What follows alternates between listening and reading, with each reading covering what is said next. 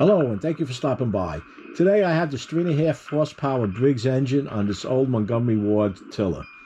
Problem with the tiller today is this handle. I'm going to show you how I repaired this broken handle. This was welded once before, about 3 years ago. I tack welded this into place.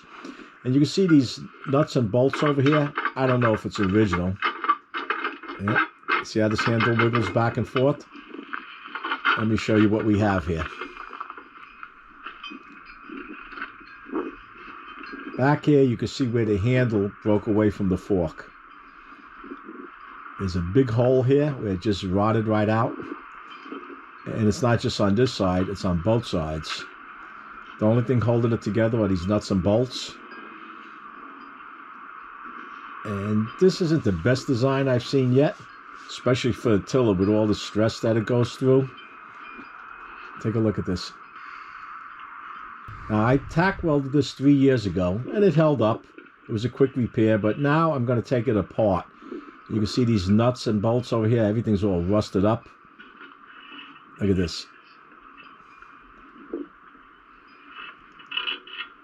Yep, I'm going to use my 50-50 mix of acetone and transmission fluid. I'm going to put a little bit of that on there to get these nuts and bolts apart.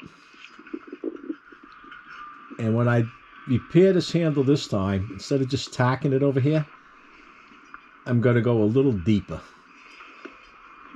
Look at all this rust. This unit's left outside. It's covered, but it's left outside year in and year out. So even covered, the humidity just gets into it. All right, I have the handle off. Let's take a look at this. Look at the metal that's missing over here. The metal on this handle rotted right off and became part of the forks. You can see it over here. Let me turn this around. That's the metal from the handle. And you can see where this was tack welded. Like I said, it was 3 years ago this was done. It was left outside. And this is the result. So now I want to make a lasting repair on this. And I'm thinking about putting a sleeve over here, or just cutting this in half and sticking some kind of pipe or rod in there. Not sure which way I'm going to go. I'm going to go over to my scrap bin and see what I have to put this together with. All right, I cleaned the handlebar. I had to get the weld off it. And I wanted to put a sleeve over the top of this, but I didn't have the right size diameter pipe that would fit over it.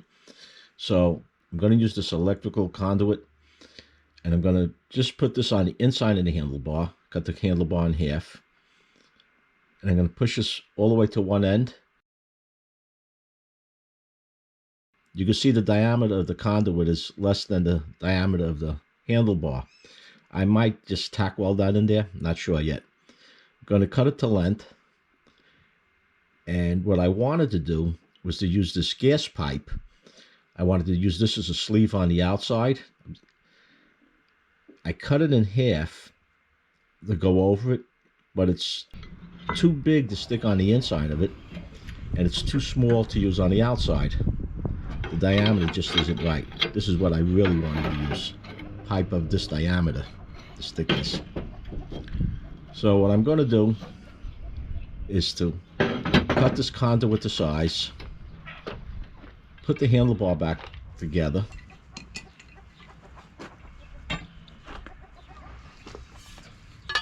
and use this car tent pole as an outside sleeve. The diameter of this is a lot thinner than what I wanted, but with the conduit pipe on the inside and this going over the top like this, it should make a solid connection. I'm going to fill the gap between the conduit and the handlebar with weld. Then I'll weld the handlebar back together.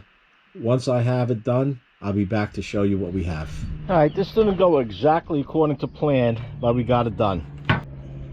If you recall, I cut this handlebar into 2 pieces. I have that conduit pipe on the inside. And what I did was tack weld it in several places. And then from the tack weld, I just kept building up more and more weld. Now, this isn't pretty at all. What I tried doing was to fill in that gap between the conduit pipe and the handlebar itself. Without filling it in, it was holding strong. I was twisting it every which way and it didn't budge. But for additional strength, when this tiller gets into the clay, dirt, and rocks, I wanted to give it some extra support. So I kept filling it in. It's not all the way across. Now mind you, you see this gap over here, but it's welded underneath. This was just a filling. The hole that was here was about to here, and I filled in. You can see it's a few openings here and there, but I had a little too much weld over here. I was grinding it down. And on this side, I did the same. Now you can see this gap. This is not an issue because that conduit is welded on the inside. This is just additional support. Also, if you're welding anything galvanized, you want to wear a respirator or grind that galvanized off, because it does give off a poisonous gas. Now, I may have to grind this down a little bit more. I'm going to use that pipe from the tent pole. I didn't have enough room to put a full piece in and slide it due to the curve. So what I'm going to do is just make patches. I'm going to cut a sleeve like this. I'm going to put it over the part that gets attached to the tiller. So this will be a solid piece here. It'll be welded all the way around. Again, additional support. Now the next step was to get this piece off the tiller itself. When I did that temporary repair 3 years ago, I had it welded on the inside, and I had a little bit of a job getting this off. What I do when I have my cutting wheels or my grinding wheels and they get small, I save the small wheels. I don't go right to the end. I save the small ones for pieces like this. Little tip might help you out down the road. Now I have to clean this all up. I'm going to clean these welds out of here, clean out this rust. I'm going to see if I'm able to tack back into it again. This pipe over here, this over here, was what came out of this. So I'm going to clean this up with the grinding wheel. I'm going to get it as clean as I could possibly get it. Then once this is clean and this is clean, I have to re-drill the holes in the handlebar for this piece here. I'm going to put the nuts and bolts in here to hold the handlebar to the plate. Once I have this together, I'm going to use the nuts and bolts to bolt it onto the fork. And the reason I'm doing it that way, because there's a lot of play over here, and I want to make sure I have the handlebars in the right position. Once I have it together like that, I'm going to give it a couple of tack welds. I'll remove this and then finish welding it, then put this back on. I probably won't need this any longer, but it's been here for who knows how many years, so I am going to put this back on. Again, it's just additional strength. Once I have this cleaned up and tack weld that handlebar back on, I'll show you what it looks like. If anything develops while I'm doing this, I'll be sure to show you. Alright, the job had to come to an abrupt end. I ran out of wire. Just want to show you where I'm at so far. I have that conduit pipe inside the handlebar. It was welded to the inside. Then I put that thinner pipe on the outside. I made a sleeve on one side, a sleeve on the other side. It's underneath here. This is where the hole was. Then, once I got that all together, cleaned it up a little bit. This isn't pretty, but I can tell you right now, it's not going anywhere. I started welding around here, and when I came to this side over here, I ran out of wire. Now this weld down here, this is the weld that was already attached to this.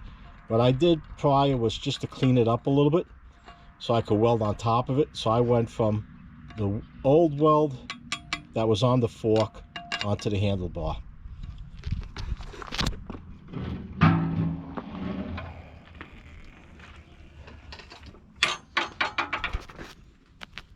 You can see over here, I have it built up just a, I had it built up just a little too much. I had to grind it down so the faceplate could go on it. This is the sleeve that I have welded on. Again, I don't think I needed that sleeve because I twisted this every which way and it wasn't moving. I still have to get some weld in here. You see where it's missing in here? This weld over here is from the sleeve. I ground it down some, and I started going from the weld that was on the sleeve down to the fork, and I have to get up in here. So tomorrow I'll go out and pick up a roll of wire. I just might order it on Amazon, and we'll finish this up. Oh, one mistake I did make. This bar it comes off.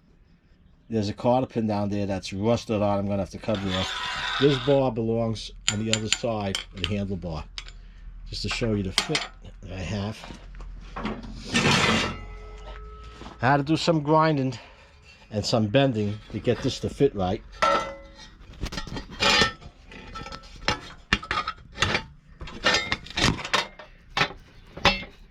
And what I did before I did any welding, I put the nuts and bolts through the handlebar and through the fork to get this in position.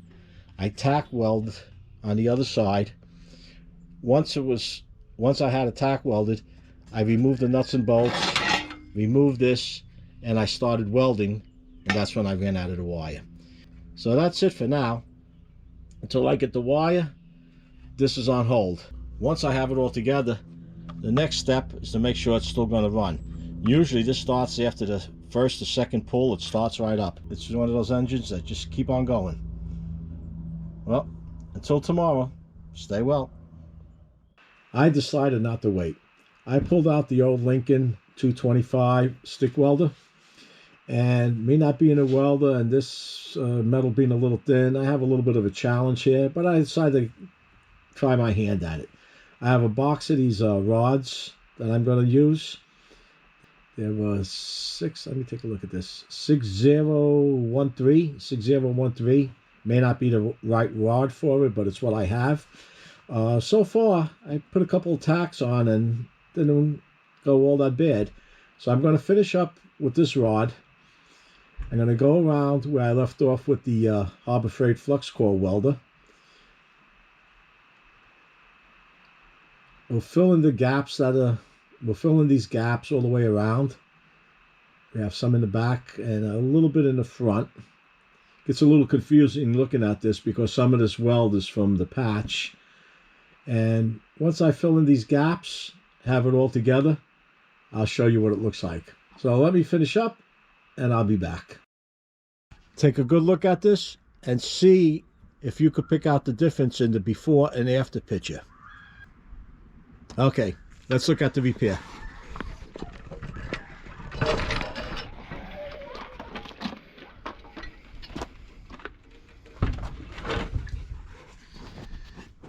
And here's where the main work was done. This was all rotted out. So we have the conduit on the inside. The conduit is welded to the inside of the handlebar. Then the gap was filled in with weld. Then we had that thin piping on the outside that was welded to the handlebar. And that's what's welded onto these forks. This side and this side here. We got a little bit of a gap over here. But this is just weld on top of weld. This is weld under this weld right here. I don't know if you can see this. Let me think. Under this weld, this was welded over here. And this was just another layer of weld I was going across the top.